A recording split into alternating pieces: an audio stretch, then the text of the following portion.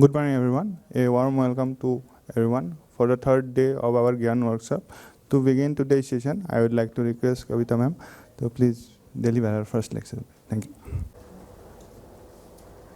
Alright, so today we'll cover 4 lectures. So we are going to go in some really interesting topics about cancer. So this is epigenomics, and you guys heard a little bit about epigenetics yesterday. But after that we will switch to biomarkers, a completely different topic, and after that we'll switch to yet another completely different topic. So we have heard a lot about cancer and how devastating it is and all those features of cancer, right? Right now we are looking at the mechanisms. Then we will go to actual targeting of cancer. Okay, that's where it gets really interesting. So today we look at epigenomics and cancer in the current landscape. So you guys already know what are the epigenomic or epigenetic modifications, which mainly involves DNA methylation, histone modification, which could be acetylation, deacetylation, methylation. Non-coding RNAs, they play a very important role, and then chromatin remodeling. Chromatin structure, if it is open, more expression of genes; if it is closed, less expression of genes. Okay, so the thing is this, we were discussing about epigenetics. So when you make a compound, right, against DNA methylation, so DNA methylase enzymes are the one which are methylating DNA. So some are doing the good job, some are doing bad job, right? And so how do you target the wrong guy specifically without hurting the good guy, right? So it is a very easy way. Of course, you have to make a drug which is selective for that isoform. But look at all of these things. All of these things control epigenetics. So when we exercise, for example, we don't have to worry about that whether DNA methylase 1 or 2 or 3, which one is activated, which one is inhibited. Exercise just knows, your body knows which one to upregulate, which one to downregulate, which one to inhibit, which one to activate. All you are doing, or all we are doing, we are eating good food, less stress, exercise. Body knows what to do. We don't have to worry about it. We just forget about all the things. The body will take care of all the good things. Body will eliminate all the bad things. Okay, so we don't get exposed to toxic chemicals. So if someone is smoking, you don't go in that area, because secondhand smoke is sometimes or a lot of times worse than actual smoking. Okay, drug abuse, of course, is very bad. Okay, this financial status, this is also very important. We'll talk about this a little bit later, how it is important in medicine. Okay, we were just discussing alternative medicines, right? So alternative medicines and all of these things, and we all know stress plays a very important part. So we all have to learn to live without stress, okay, or dealing with it in a very positive manner. So we will talk about 3 main things: oncogene addiction, synthetic lethality, and immune modulation. How many of you know about oncogene addiction? Do you know what that means? Anyone? You don't know that, right? So what happens is that cancer cells get addicted to oncogenes. And what are oncogenes? Those are the genes which cause cancer. So they will be too attached to one major oncogene, right? So they will overexpress that one protein in huge amount, and that will take over the whole thing. So that is the main driver. So when you are driving a car, there is a main driver, then there are passengers. So the driver is the one which is driving the car and making all the decisions. Others are just passengers. They may be helping the driver, but they're not doing much. So when you want to target something, you want to identify the driver, the guy who is driving the whole disease. So cancer cells have weakness. They become addicted to 1 or 2 oncogenes. So if you could figure it out which one is that oncogene, you target that. Like BCR-ABL, CML is addicted to BCR-ABL, and that is why it is leading to CML, right? So if you identify the oncogene, then you know you can kill the cancer. Okay, so that is oncogene addiction. Synthetic lethality, I will give you the actual example today, and then we'll discuss immune modulation. So oncogene addiction with respect to epigenetics. So you already know epigenetic alterations like all of these can lock in oncogene expression. So there is a very famous or infamous oncogene called MYC, MYC, MYC, right? So a lot of cancers are addicted to MYC. That means MYC levels are very, very high in this cancer. Okay, so if you target, yeah, oh, absolutely, sorry. So if you target MYC, you can kill this cancer. Okay, so they have MYC addiction. So why do they have MYC addiction? So MYC is present in very small amount in normal bodies, and it gets degraded very quickly. Okay, but MYC is highly expressed in cancer, highly expressed. So tell me some ways by which it can be highly expressed. Tell me any mechanism. Don't worry about even if you think you are wrong, just make it up. I want us to be very interactive so that you can think ahead how. So, remember I said gene amplification can occur. So the gene is duplicated, triplicated, and then you can have more levels. So that is one way, right? But that is not epigenetics. From epigenetic perspective, how can MYC be upregulated? Yesterday you guys answered many questions regarding epigenetics. So tell me. Acetylation, more acetylation of that, more higher expression. All of you agree with me. Less DNA methylation of the promoter, higher activation, right? So that's exactly what it is from epigenetics perspective. So when MYC is overexpressed, it is due to mainly epigenetic alterations. Make sense? That is why MYC is highly expressed. So that's what they are saying. MYC amplification often coexists with epigenetic programs that increases its transcription. Okay, so that means if you inhibit these DNA, if you inhibit histone acetylases, in this case, so I did not tell you in detail, when histone acetylases acetylate something, these BET bromoproteins, they come and bind there, and that increases transcription. Okay, so if you inhibit this BET domain proteins, transcription will be inhibited and MYC levels will go down. Is it making sense? Okay, so epigenetic drugs may withdraw the fuel for the addiction. Okay, so this is MYC. So why cells become addicted to MYC? Look at that, how many cancer hallmarks are fed by MYC.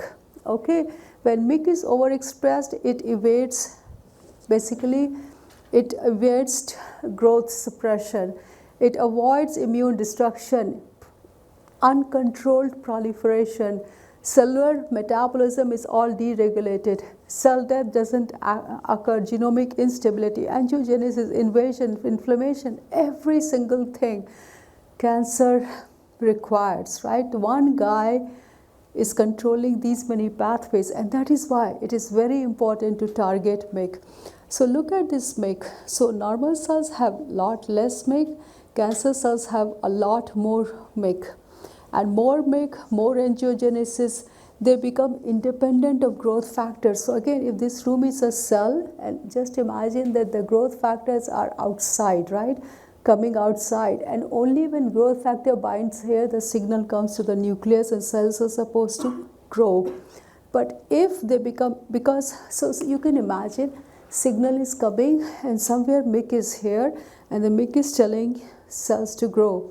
Now MYC is already too active, it doesn't need any signal. It is independent of that now, right? So it becomes growth factor independent, uncontrolled cell growth. And all the cancers are very smart. What is the biggest enemy for cancer? Immune system. So they shut down the immune system. Okay, that is why immunotherapy is so effective. okay, just waking up the immune system. So second thing is synthetic lethality, and we already discussed it, but today I'll tell you with using a real example. So once again, just to remind you, if their normal cells have two genes for the same pathway, A and B, so if you shut down one, any one of them, this other pathway can take care of it and cells don't die. So if you hit B, A can do the job. If you inhibit A, B can do the job.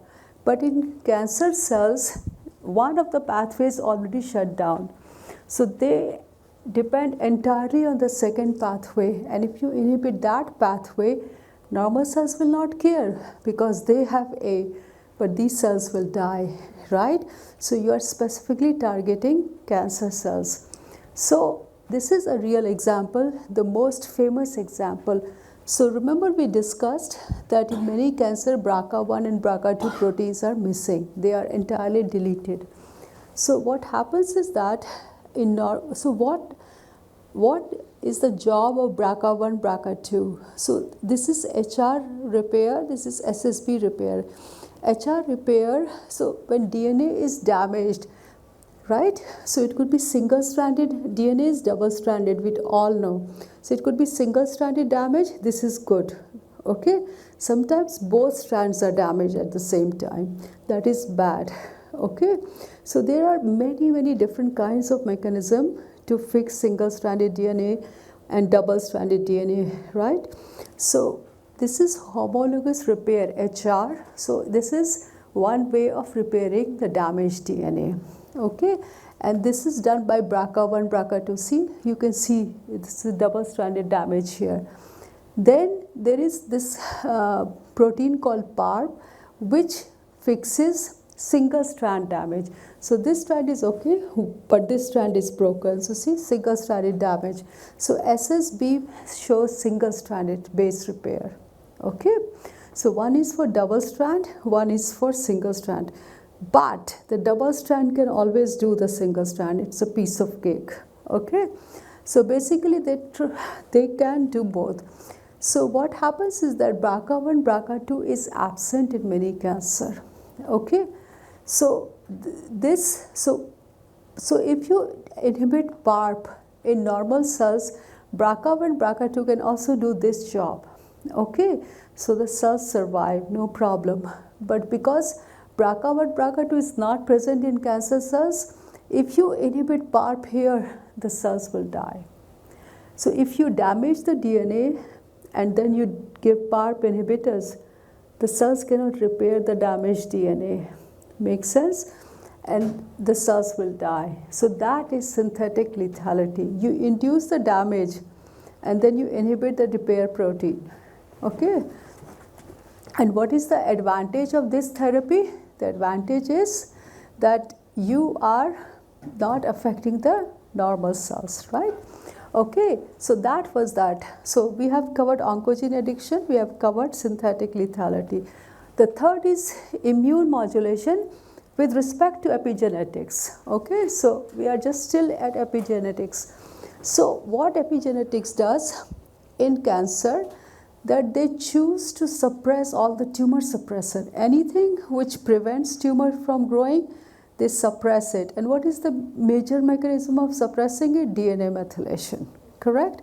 So if you use the inhibitors of DNA methylation, then tumor suppressors will be expressed. And if you express tumor suppressors, cancer cannot survive, right? So that is why, so one thing they do, so it makes complete sense that the tumor suppressors are suppressed in cancer by DNA methylation. That is not only thing they do. Remember I just said that if you have a working immune system, cancer cannot stay there, right? So one of the things cancer cells do, so anytime we are infected with any foreign material, there are these cells which express these MSC receptors, this major histocompatibility receptor. They are different classes, let's not go into the details. And what they do, they show, so suppose we are infected with a virus or anything, right? So the virus will be chopped up into small pieces, and those pieces are shown by these MSC class 1 receptors like this, and that is how the antibodies are built against those things. So when we make virus for coronavirus, for example, how did we make the vaccine? What was the starting point? The virus has, so virus structure is like that. It has these spike proteins. So they took out the spike protein, chopped it up, and then they built antibodies against those chopped things, right? So it is the same thing. So if you don't even have MSC receptors, they cannot present those chopped parts to B cells to make antibodies. Is it making sense? So they make them disappear. They are not even expressed. So then immune system is silenced because basically it's not working, right? One of its job is to show the pieces so the antibody can be built. So if you add DNMT inhibitors, which are DNA methylase inhibitors, these things will show up again, okay? So similarly, epigenetic drugs can induce expression of endogenous retroviral elements, mimic viral infection, trigger interferon response, recruit immune cells. All of these things are silenced by cancer cells. This is a way to basically completely shut down the immune system. Immune system can get activated by many things, okay? Anything which activates the immune system, cancer cells, make sure those proteins are not expressed, okay? Okay, so this is shown here, that these are different mechanisms. So MSC class 1, these things are silenced by DNA methylation. So if you use inhibitors of DNA methylases, you can express these proteins back again, okay? So this is different kinds of mechanisms. So see, this is MSC1, okay? So this is not expressed in normal, tumor cells don't let this express, but if you give the inhibitors, see down regulation of MSC molecules, but if you give DNMT inhibitors, DNA methylase inhibitors, they will be expressed again, immune system will be activated, okay? They affect the tumor microenvironment. How do they affect the tumor microenvironment? So in the tumor microenvironment, tumor cells will express such signals that when immune system cells come to eat up the tumor, they will change these guys from enemy to friends. So instead of killing them, now they are supporting it, they are nurturing it. So they secrete a lot of factors like chemokines and different things, so that all the cells which are supposed to kill them, they become the friends there, okay? And then they will express VEGF. You know, VEGF is something which promotes angiogenesis, vascular endothelial growth factor. That is the major thing which supports angiogenesis, blood vessel formation for tumor to feed. And then we already discussed PD-1, PD-L1, right? So they also control the immune checkpoint. So these are the three things shown here. So how do you control oncogene addiction? You can, at the epigenetic level, you can use BET inhibitors or DNA methylase inhibitors. So once again, if you don't remember about bromodomain, so you all know acetylation increases, opens up the structure. So when acetylation occurs, this BET proteins, bromodomain proteins, they come and bind to acetylated histidines, acetylated histones, okay? They bind there and that increases transcription. So if bromodomain proteins, these BET proteins do not bind, transcription is not enhanced just by acetylation. It can be enhanced, but they really help enhance transcription. So if you give BET inhibitors, they will not be, they will be shut down, okay? So, and synthetic lethality we already discussed, and so did we talk about immune modulation. Okay, so you already know about hypermethylation. Okay, so these are some of the very important targets. DNA methylase. This is a kind of DNA methylase, a very famous DNA methylase, EZH2. So what EZH2 does, it basically suppresses a lot of tumor suppressors. Okay, it is a methylase, so it will do the hypermethylation of the promoter regions so that these proteins are not expressed, these genes are not expressed. Okay, BRD4, remember? So BRD4, why BET inhibitors? So we just talked about how bad is MYC, right? So BRD proteins actually increase the expression of MYC proteins by using epigenetics. Okay, so look at this thing here. Okay, so this is EZH2. So EZH2 does a lot of different things. Okay, so EZH2 controls chromatin structure, cell cycle progression, epithelial to mesenchymal transition. Do you guys remember? Epithelial cells become mesenchymal, and mesenchymal cells are highly motile and highly invasive. So invasion occurs, metastasis occurs. Okay, so it activates oncogene, it promotes anti-tumor immunity, basically shutting down this thing. So this is a very important target for cancer, EZH2. Okay, and EZH2 see down-regulates MSC1 expression. Okay, so and it increases PD-L1 expression. So all the bad things is done by one guy, EZH2. Okay, and it does all the things using epigenetics because it is a methylation enzyme. Okay, so HDACs, what are HDACs? Can you tell me? What are HDAC? Deacetylase, right?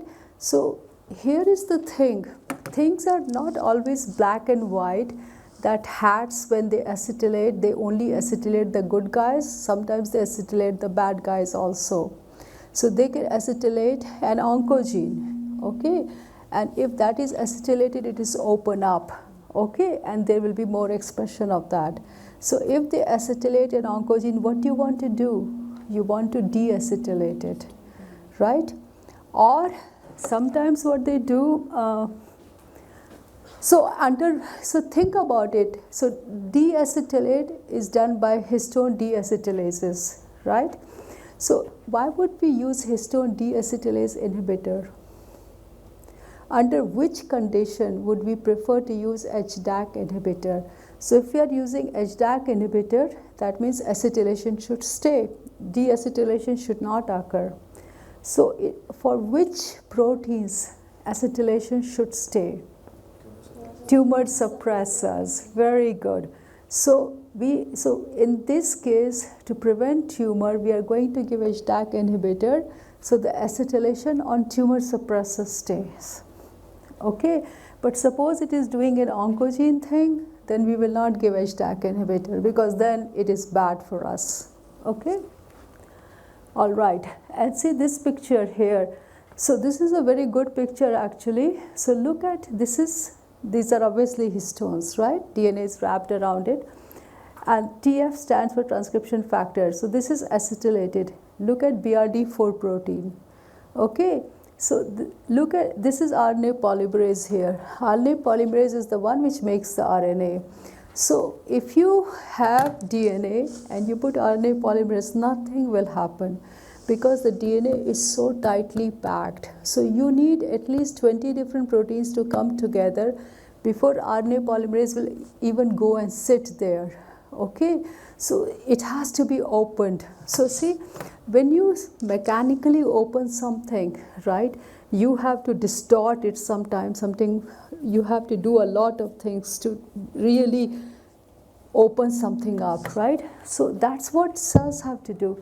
So see, this is acetylated here, BRD4 proteins are binding. It is acetylated here, they are binding here. Then BRD4 cannot interact with BRD4, so this mediator protein comes in. Okay, this binds here. So see, this whole structure is distorted. Okay, so once again, the example I was giving, suppose the DNA is running from here to here. And you have to open it here. This is not open DNA. It's very, very compact DNA. So you are distorting it, like you are really distorting. So see the distortion here, that this part is binding here. All of these kind of actions just really opens up the DNA. Okay? So now you can imagine if you remove BRD4 protein, the structure will collapse. Okay? So that is why. So if you add BET inhibitors, this structure will just collapse. The transcription will be inhibited or activated. Inhibited. Very good. Okay. So this is the same thing all summarized here. How many of you know about PROTACs? Has anyone heard about PROTACs? That is a very, very super exciting thing. Okay. So there are two ways to target a protein. Keyword is protein, right? So if it is an enzyme, you can use an inhibitor. Have you ever heard of the word undruggable proteins? Undruggable proteins, right? Why? So if it usually when it is an enzyme, it has an active site where the catalysis is taking place. But many proteins, they don't have an active site because they work by interacting with other proteins. So it's very hard to make a small molecule for these guys. Plus, some people talk by mouth, some people talk by touch. So these are proteins which are just binding other proteins, right? So if you inhibit even the activity, it doesn't matter. They will still touch other proteins and they will still do all the signaling. So in that case, how do you target this protein? You can inhibit their activity, but they can still bind other proteins and they will keep the signaling going. So how do you target them? How can you target all different parts of the protein? And this is pretty flat protein. It's not a pocket protein. Can anyone think of it? Very good. If you stop the expression, the problem is, so yeah, you definitely can do that, what you suggested. You stop their expression, absolutely. And you can target epigenetics by doing that, absolutely. But let's say the protein is still expressed. And can you do something at the protein level to make it disappear? You are 100% sure. Epigenetics is so powerful. Now you recognize it, right? You cannot remove, you obviously can change the DNA by CRISPRing it out, but that's very complicated. So you use epigenetics using small molecule. But I say the protein is still there. How can you make that guy disappear? Proteins. How can you make the protein disappear? No, you don't want to use protease because then protease will digest everything, all the proteins, and the cells will die. Everything will die. So how can you specifically degrade one protein? How can you make one protein disappear out of the whole mix? Can you even make a protein disappear? I'm not even asking about disappearance. I'm asking about if you have a target like MYC, where the signaling always goes by touching each other, all different kinds of association. There is no pocket. How do you inhibit this protein? Because if it has an enzymatic site like kinases, BCR-ABL, no problem. You make a small molecule. You can do drug design. That is a piece of cake these days to do that, right?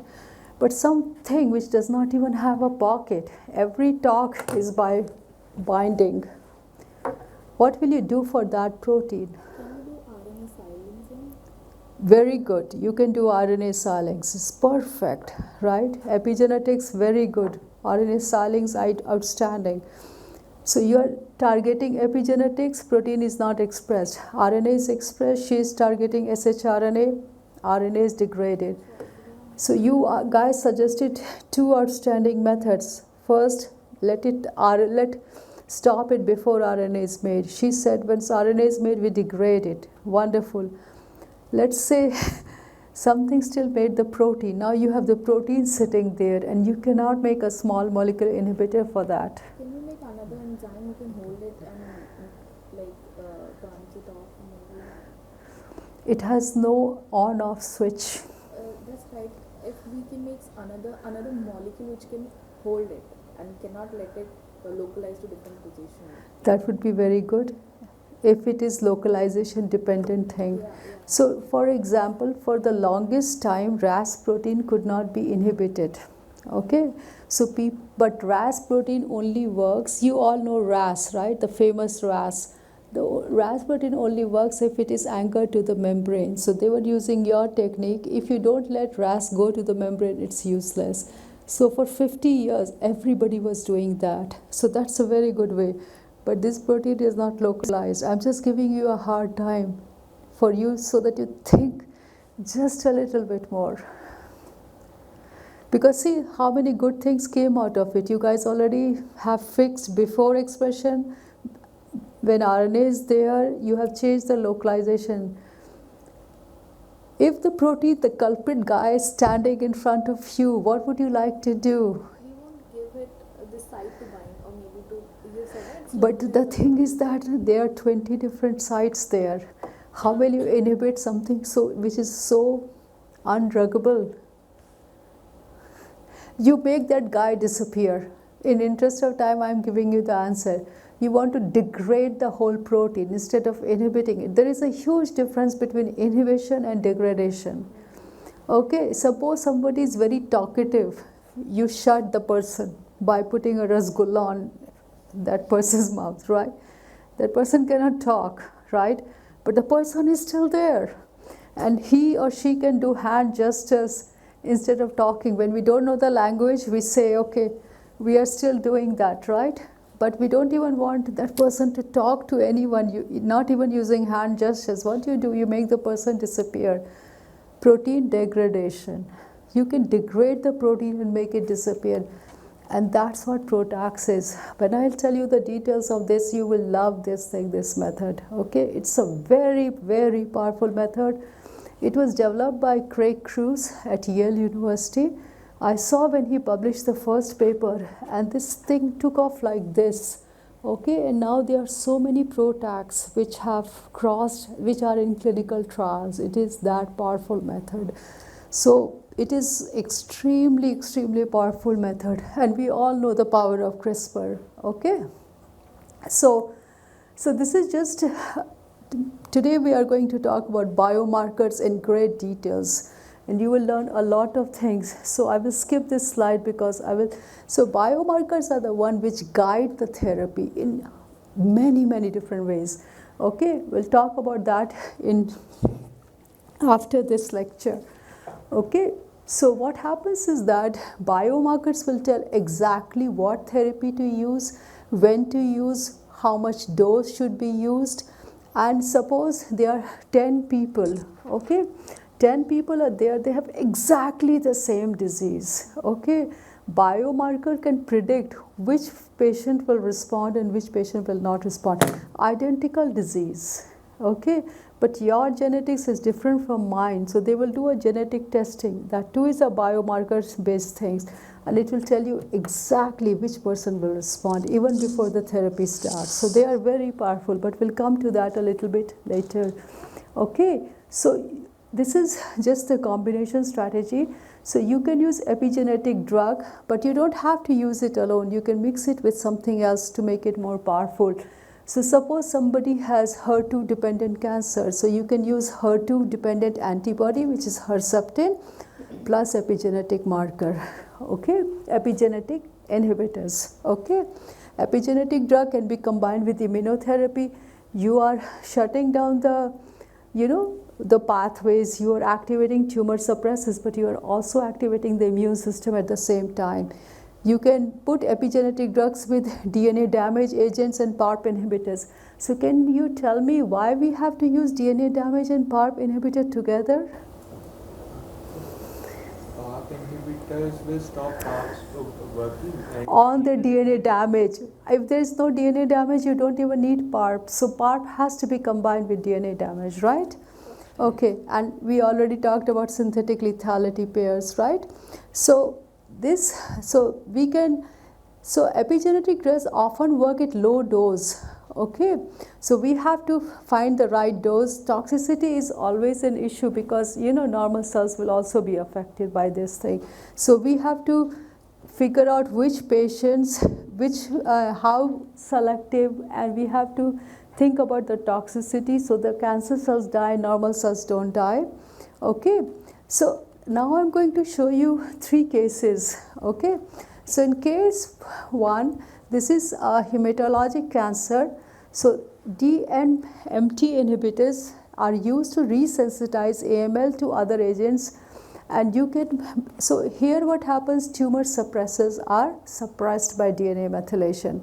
So here if you use DNMT inhibitors, you can re-express the tumor suppressors. Okay, in this thing EZH2 is also a DNA methylase, I just told you. So EZH2 mutation positive tumor show dependence. So if you inhibit EZH2, tumor suppressors are activated. Okay, this is very interesting, and this is a little bit complicated, so I put the picture here. So IDH is isocitrate dehydrogenase.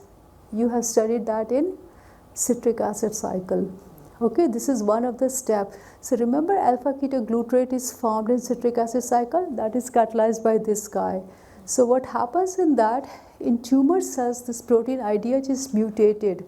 So instead of forming alpha ketoglutarate, it forms 2-hydroxyglutarate. I thought, yeah, this is what it is. 2-HG is 2-hydroxyglutarate. And this is called an oncometabolite. Have you ever heard of this oncometabolite? You know metabolites, right? All the things in citric acid cycle, they are basically metabolites. Generic term, like we say small molecules, every small molecule which is made is a metabolite. Onco, anytime word onco comes, means cancer. So if 2-HG is formed, that can cause cancer, and the way it causes cancer is that, remember, if the cells are differentiated, they are good, and if they are not differentiated, that's very bad news, right? Cancer is very aggressive when they are not differentiated. So when this metabolite is formed, it inhibits differentiation, and if it inhibits differentiation, cancer is very aggressive. So makes sense? So if IDH is there, it will form 2-HG, which will inhibit differentiation, basically promoting cancer. Okay, so you don't want IDH. So you will use epigenetic drugs to stop the expression like you suggested. Make sense? All right. Okay, so this is what it is showing, that if IDH mutant is there, it will form 2-hydroxyglutarate, and that will block differentiation. So in this case, we don't want IDH1 protein there. Okay, so we would like to stop the expression using epigenetic drugs. Okay, so future directions in this field is that you have to, so now people, so in 2000 people were doing like the whole tumor biopsy, genomics or proteomics and things like that. Now we can easily do in a single cell, like it's very, very easy. So why single cell? Because tumor is very heterogeneous, right? So if you take the whole bulk of tumor, you will get too much information and you will not know from where it is originating. So now you can actually pick up one cell and look at the whole genome there, epigenome there, okay? So that's what it is. We don't need exact, precise thing. And then we will come to biomarkers. Is it already 1 hour? No, not yet. Yeah, we have some time, okay? So see, every time these biomarkers are coming up and you must be wondering what they are. So next whole lecture is on biomarkers, okay? And then we can make selective degrader molecules which are PROTACs. Okay, so I will tell you about PROTACs not today, but probably tomorrow or day after tomorrow.